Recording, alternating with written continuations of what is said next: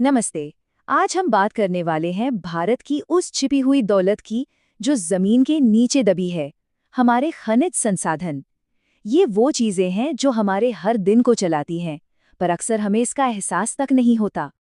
तो चलिए सबसे पहले ये देखते हैं कि ये खनिज हमारी रोजमर्रा की जिंदगी से कैसे जुड़े हुए हैं। ये सुनने में थोड़ा अजीब लग रहा है ना कि कोई चट्टानों से भला दांत कैसे साफ कर सकता है, पर ये बिल्कुल सच है। हर सुबह हम सब असल में पिसी हुई चट्टानों का ही इस्तेमाल करते हैं। कंफ्यूज हो गए? होना भी चाहिए। चलिए इसे जरा समझते हैं। जी हाँ, हमारा टूथपेस्ट असल में इन खनिजों का एक कॉकटेल ही तो है।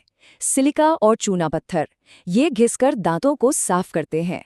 फ्लोराइड उन्हें सड़ने से बचाता है और टाइटेनियम ऑक्साइड उन्हें वो चमकदार सफेदी देता है। अच्छा, और वो जो टूथपेस्ट में हल्की सी चमक होती है ना, वो अभ्रक यानी कि माइका की वजह से है। और ये कहानी सिर्फ टूथपेस्ट तक ही सीमित नहीं है। जरा सोचिए, हमारे घर, हमारी गाड़ियां, स्मार्टफोन, यहाँ तक कि जिन सड़कों पर हम चलते हैं, ये सब कुछ धरती से निकाले गए खनिजों पर ही तो टिका है। तो अब जब ये समझ आ गया है कि ये कितने जरूरी हैं, तो सवाल ये उठता है कि वैज्ञानिक भाषा में ये खनिज आखिर हैं क्या? देखिए, भूवैज्ञानिकों के लिए खनिज एक ऐसी चीज है जो कुदरती तौर पर बनती है और जिसकी अपनी एक खास अंदरूनी बनावट होती है। मिसाल के तौर पर, एक तरफ दुनिया का सबसे कठोर हीरा है और दूसरी तरफ एकदम नरम चूना। ये दोनों ही खनिज हैं, बस इनकी बनावट अलग-अलग है। तो खनिजों को ना हम मोटे तौर पर 3 बड़े ग्रुप्स में बांट सकते हैं: धात्विक, अधात्विक और ऊर्जा खनिज।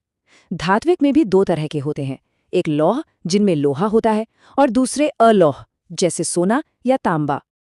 ठीक है, ये तो पता चल गया कि खनिज क्या होते हैं, पर असली सवाल तो ये है कि ये भारत में मिलते कहाँ हैं। चलिए अब देश के मिनरल मैप पर एक नज़र डालते हैं। तो अब हम देखेंगे कि भारत के कुछ सबसे बड़े खनिज भंडार कहाँ-कहाँ फैले हुए हैं। इस नक्शे को देखिए। भारत की ज्यादातर खनिज दौलत हमारे प्रायद्वीपीय पठार की पुरानी चट्टानों में छुपी है। असल में यही वो इलाका है जो देश के मिनरल रिसोर्सेज का पावर हाउस है।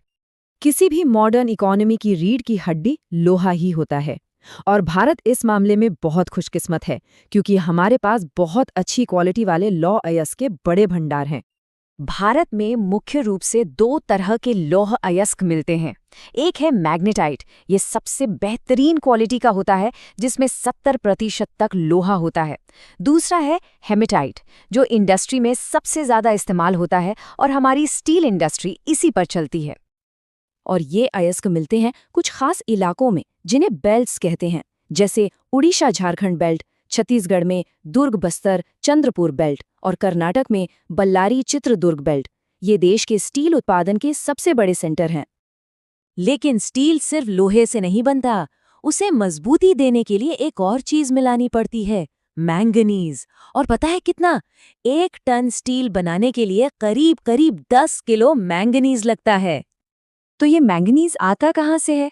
जैसा कि इस चार्ट में दिख रहा है, मध्य प्रदेश देश का सबसे बड़ा उत्पादक है और उसकी ठीक पीछे महाराष्ट्र और उड़ीसा हैं। अब बात करते हैं एल्यूमीनियम की। इससे जुड़ा एक बहुत ही मजेदार किस्सा है। जब एल्यूमीनियम नया-नया खोजा गया था, तो ये सोने से भी ज्यादा कीमती था। सम्राट नेपोलियन तृतीय खुद इसके बटन पहनते थे, जबकि मेहमानों को सोने चांदी के बर्तनों में खाना परोसा जाता था। सोचिए। आज तो खैर एल्यूमीनियम बहुत आम है और ये बॉक्साइट नाम के अयस्क से निकाला जाता है।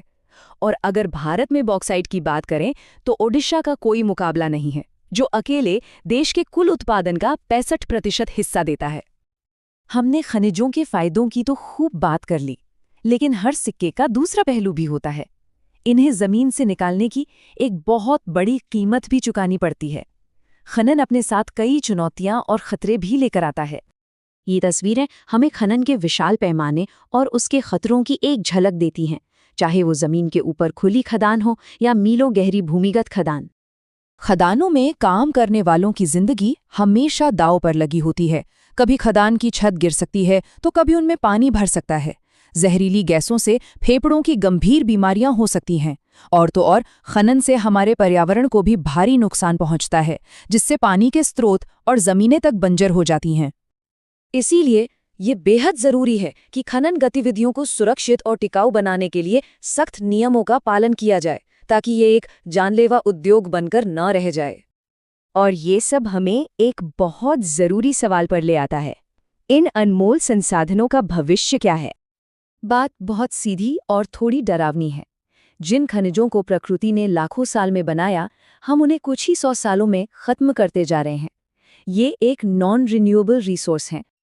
तो फिर रास्ता क्या है? भविष्य के लिए इन्हें कैसे बचाया जाए? पहला, हमें इनका इस्तेमाल एक प्लान के साथ और सस्टेनेबल तरीके से करना होगा। दूसरा, ऐसी टेक्नोलॉजी अपनानी होगी जिससे हम कम क्वालिटी वाले अयस्कों को भी इस्तेमाल कर सके।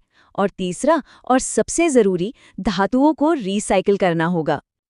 और ये हमें एक बहुत बड़े सवाल के साथ छोड़ जाता है। जिस नींव पर हमारी पूरी सभ्यता बनी है, वो नींव सीमित है।